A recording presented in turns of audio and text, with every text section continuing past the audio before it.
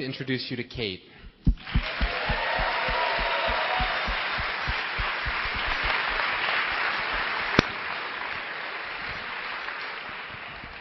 Hi, thank you. They want me to hold this foreign object in front of my mouth. Now, I haven't had anything like this in front of my mouth in over 50 years, okay?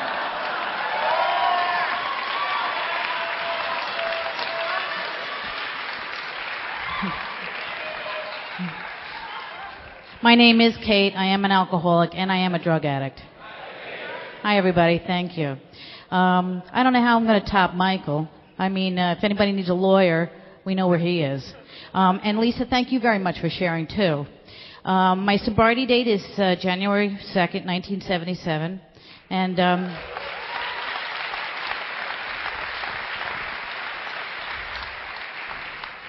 I know that there's probably about 50 people in this room who are saying to themselves, wow, I was 2 years old when she got sober. Oh, thank you. They weren't even born. So, now that we know he wasn't here, let me tell you what it was like when I was here.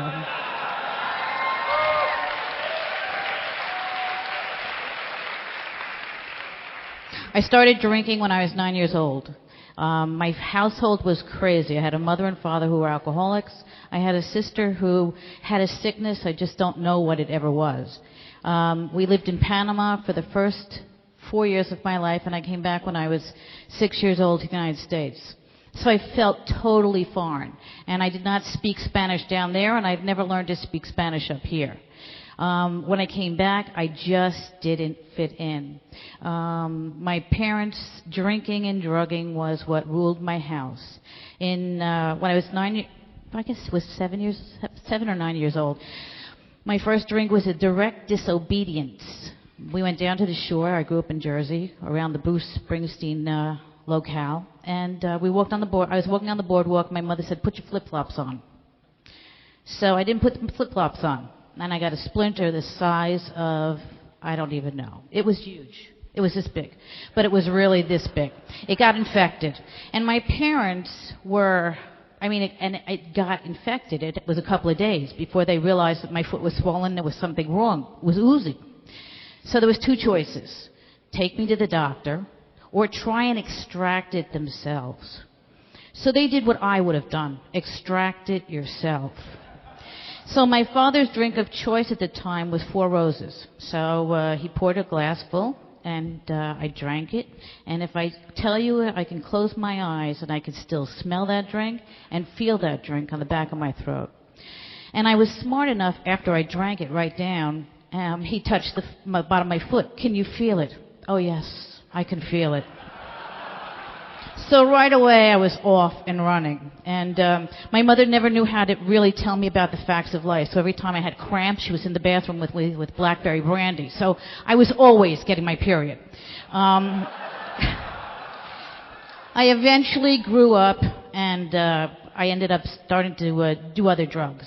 And I came to school. I decided to go to college, and I came to school up here in New York at St. John's University. And I met a couple of people. And they taught me how to drink, and I taught them how to do drugs. And it was a marriage made in heaven. And drinking and drugging for that period of time was probably the most wonderful thing in my life. I didn't feel. I was a blackout drinker, so I was always driving and not know where I was going, coming, or where I was going to park the car. And ultimately, I got into the rooms of AA the first time because on my 24th birthday, I was driving on the LIE. I was not happy, I was not joyous, and I was not free. And I tried to kill my lover and myself in a car. We were doing like 90 miles an hour, and I pulled the wheel. And we ended up getting home. I didn't do anything to damage the car, but she beat the shit out of me. And we fought. And she eventually left, and my roommate came down and said, "Murray, you have a problem." And I'm thinking, I don't have a problem. If I have a problem, you have a problem, because you're doing as much as I'm doing, only you don't get sick like I do. And what she did was she kind of let me know that if that behavior continued, that I wouldn't be able to live in this house. So I was very lucky. There was a place in New York City called Identity House. And I called, I got a therapist before my courage left me, because I really didn't call this therapist to get sober or get better. I called it because I wanted that girlfriend back. You know, the one I almost killed? Well, I needed to have her back because she was going to support me in the style to which I was becoming easily accustomed, because she was working and I wasn't. And I met the therapist, and she gave me the test, and I passed. The first time I got an A in my entire career. And she said to me, she shared her story about what it was like for her. And I guess, you know, I mean, I told her I drank, but I really wasn't willing to admit that my drinking was that bad, because all I could think about is, shit, I have another 40 years. I can't stop now.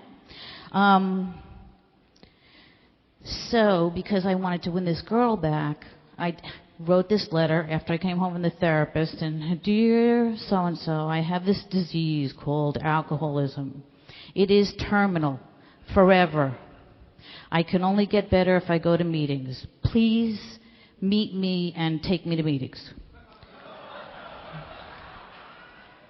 I did meet her, but it was always in the Duchess, and it was always after a meeting.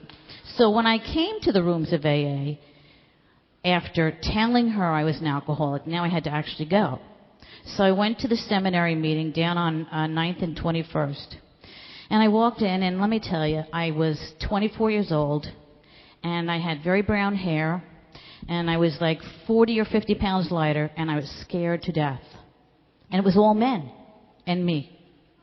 And they were welcoming, and they told me everything that I heard. He heard, wah, wah, wah. I heard, come late, leave early. Don't get a commitment, don't get a sponsor, don't do 90 meetings in 90 days, and if you find a relationship, run to it. So, I did what I was told to do. And I ended up in a worse drunk than the one that brought me in. So when I came back, I said, you know what? I will do it your way. I will do the 90 and 90. I will get a sponsor. I will clean up those disgusting ashtrays, even though I don't smoke. I will rinse out those coffee cups that I don't drink out of. And I will put those seats away that I sit on. And I got a sponsor. And we talked about the steps. First, second, and third, which is pretty much what I came in on. I came to, and I came to believe. The fourth step was a little bit of a trying experience. I had to actually leave the state of New York to do it. But I did it. And my deepest, darkest secret, as Michael said, wasn't as deep, it wasn't as dark, and it wasn't as horrible as I thought. And as I continued on the path, I started to get involved in service. And I loved doing service. In fact, what's pretty prophetic, my standing here tonight, is that 25 years ago, I was the co-chair for the New York City Big Apple Roundup.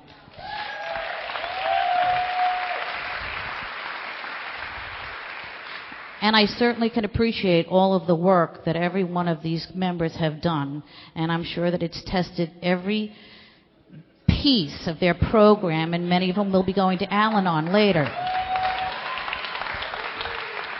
So, I get sober. These guys are like an act here. I get sober, and I start to live life on life's terms. And I said to God, you know what? I need a job.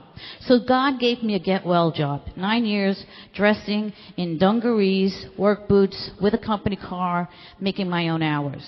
It was wonderful. And in the meantime, I continued to go to the meetings. And my meeting at the time, the first 5 years of my sobriety, was the Women Together meeting up on 21st and between 7th and 8th.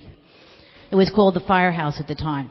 And I continued to go to those meetings and to start to try and live in the real world. So after I had this job for 9 years, I said to God, perhaps I need something else, something more with more money. And God said, are you sure? And I was like, I'm absolutely 100% positive.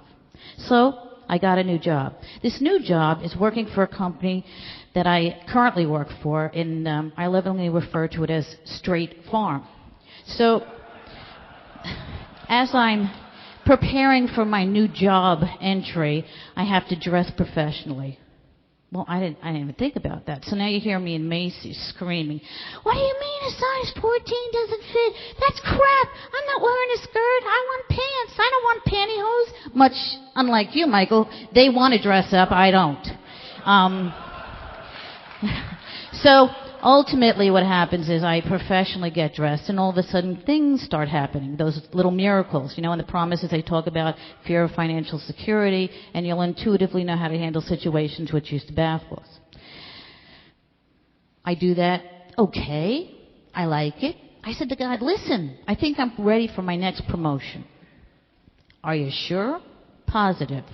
Now I get promoted, and now I'm managing approximately, after a period of time, 132 people.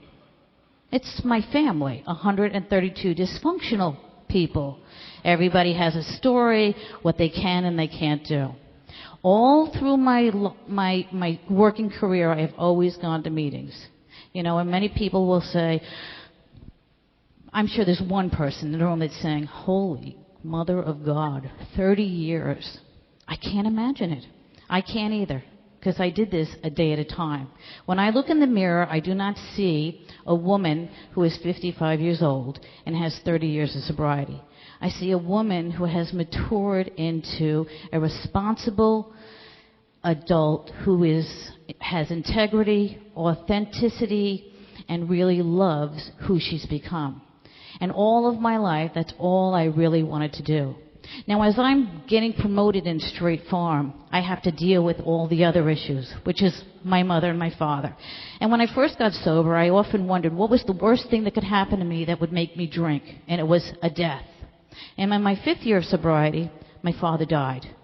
And he died out of the country. And I never really got to make amends to him for anything. But his death allowed me to come to the rooms and talk about what it was like. And so when I was in Jersey, I would drive up to New York, come to meetings, and talk about what it was like. I didn't get through this by myself. You helped me get through this. And through that, my family got through this. As my father passed, my sister moves out. Now I have to start to deal with the one person in my life that's always been my biggest obstacle, which is my mother. She and I are like mirror images. And as a kid, I did one horrible thing. I took her favorite rosary beads because she was an avowed Catholic. They were little sterling rosary beads. And my mother used to beat the crap out of my sister and I. So one morning I woke up. She had been on a tear. And I said, you know what? What is it that I can do to hurt her after she's hurt me? I went to that drawer. I took those rosary beads and I dropped them down the drain. And she was beside herself. The house was in an uproar. And every time she would come to me, I'd say, I didn't do it. Lisa did it, my sister. Everybody but me.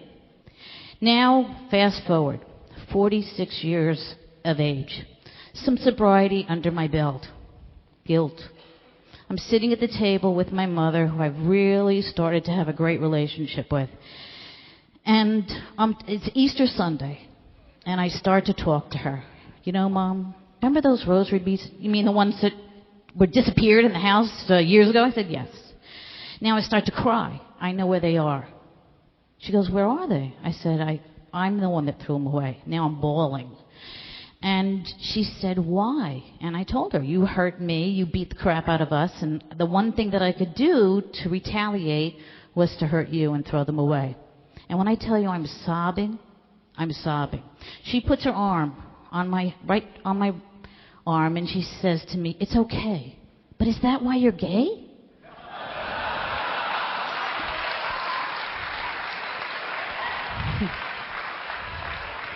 So let me say this.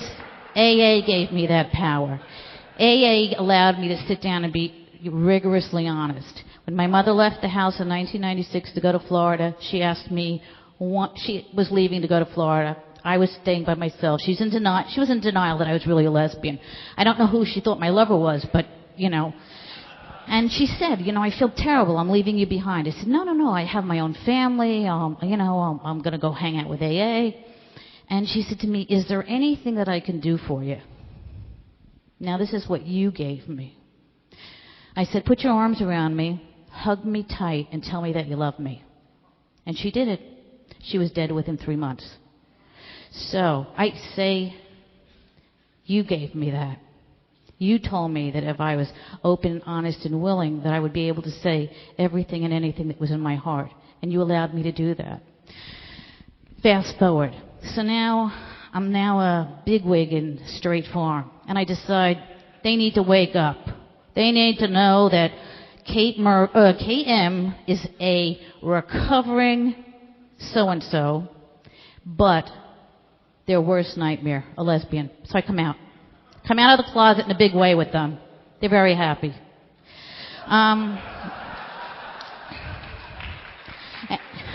And at the time, I had a relationship that was 17 years. Relationships for me have always been a struggle because my ideal relationship, when I first got sober, the first 10, 12, 15 years were, if you were involved with another woman, you had a business, you had children, then I would be with you because I'd be the affair. I loved it. It was great. In my 9th year of sobriety, I decided I would do something different. And as being Jewish, you had to be rich because I was poor. So if you had money, I also wanted to be with you. 9th year, I meet a woman. She's Jewish, 1 down, has kids, 2 down, but she doesn't have a business. But she dresses very nicely, and I never asked her the question, are you self-supporting through your own contributions? She wasn't. I became that helpful partner that got us through the many crises, buying houses, whatever. But in AA, I also learned that I could be there for people. And one of the things that I got to be there was the death of a friend of mine. And I've had a series of experiences of people dying with me through my entire span of sobriety. And I have to say, it's probably the most intimate, touching thing I've ever experienced. And to me, it's not a sad thing. It's not a bad thing. Anyway, my friend was dying. She had cancer, 3 months. And after she was buried, I asked myself, am I really, really happy? And am I being the very best person I could be? You told me I could ask myself those questions. And the answer was no. I wasn't really happy, and I wasn't really being the very best person I could be. So I ended a 17-year relationship, which was very painful for everybody. But it also allowed me to move into another level of relationship. I wanted a relationship with myself. At the same time that's happening, my job changes. And it becomes a question of, do I want to stay with State Farm? I have 2 options. I have to move to Albany, New York. Yeah, there's a lot of diversity up there. Or I stay in New York and I take a chance as to where my career is going to end up with. So I said to God, I think I want to be a State Farm agent. And God said, are you sure? I said, absolutely. And as I said that, I ended up going for an interview. And you know God, He has a wonderful sense of humor. He gives it to me. Now, this is all part of what you told me I could do. That relationship ended, and another relationship started. But this relationship was different. This was a relationship of support, a member of AA who walked my path with me over the past couple of years. And it's been a great relationship. Sobriety gave me that. Sobriety gave me a lot of miracles as I've walked the path. So let me tell you about the last year of my life. The last year of my life, I have been a State Farm agent. It's been a nightmare. I am not getting a salary. I am the employer. Therefore, I have to hire employees, give them benefits, etc., etc. I have never been so in debt in my entire life. Over 150. I have not taken a salary. I don't even know how. The joke when I go to my meetings is my partner puts the money in for me because I don't have it. Through this whole period of time, I have had the ability to go to meetings and cry about it, complain about it, and have somebody stand next to me and say, "Do you remember you asked for this?" So, I have struggled doing this because it's a yearly contract, so they have the opportunity to fire me. So, you sell lots of policies. Their big thing is life policies. So everybody in my family I bought life policies for. If I knew you'd have bought a policy, a credit card, an auto policy. Everybody I was going to. And the sad part is that I put a life policy on my great-nephew. My niece is a crack addict. I don't know anything about crack. I didn't do crack. She's a crack addict. Her boyfriend is a crack addict. And I guess they smoke that stuff now. They had a baby. His name was Logan Ionelli. Logan died at 3 months of age because he suffocated. He was supposed to do exactly what he did. I can't explain that any further. I just know that that's what he was here to do. I went to a meeting. God loved these rooms. And I told them. I shared my story. I said, I can't take this. If I have to take one more thing, I'm just going to drink. It's ridiculous. I'm 30 years sober. I shouldn't have to live life like this. Hello, just for today. Upshot was that I wrote a life policy on him. It was my first death claim. I cannot tell you how I feel about it.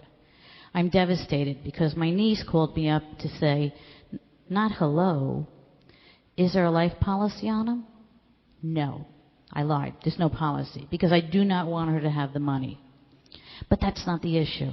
The issue is I went to the meeting and I talked about it and I shared about Logan's life. And a man in the back said to me, I want you to know that Logan has touched 40 people in this room tonight. And when I did his eulogy down in Florida, I shared that. There are many people in their lives that wish to touch somebody, just one person in their life. And this baby in 3 months touched 40 people. And in that funeral home, there was another 30 people. So I said, he's touched more people in a lifetime than anybody does in, any one person can do.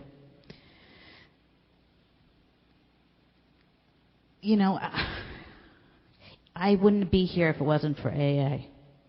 I wouldn't have sobriety. I wouldn't have miracles. I wouldn't have unconditional love. I'm here because you loved me. You told me what to do. I listened to everything you said. You want to know what the miracle is? The miracle is that Tuesday morning at 8 o'clock I got a call that I am currently and will be forever a State Farm agent, their first out agent in New York City. And is that a big deal? That's what sobriety is about. Sobriety is about knowing that miracles are expressions of love, that I don't get more than I can handle, and that ultimately my sobriety is really your sobriety.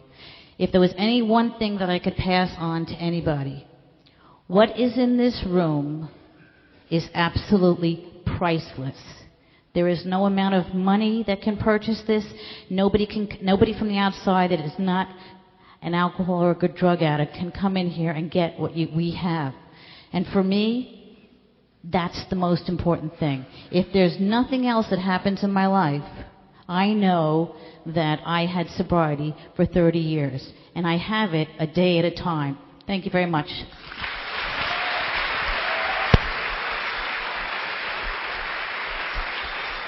Thank you, Kate, and thanks to all our speakers. Hello again, everyone. I'd just like to take a moment.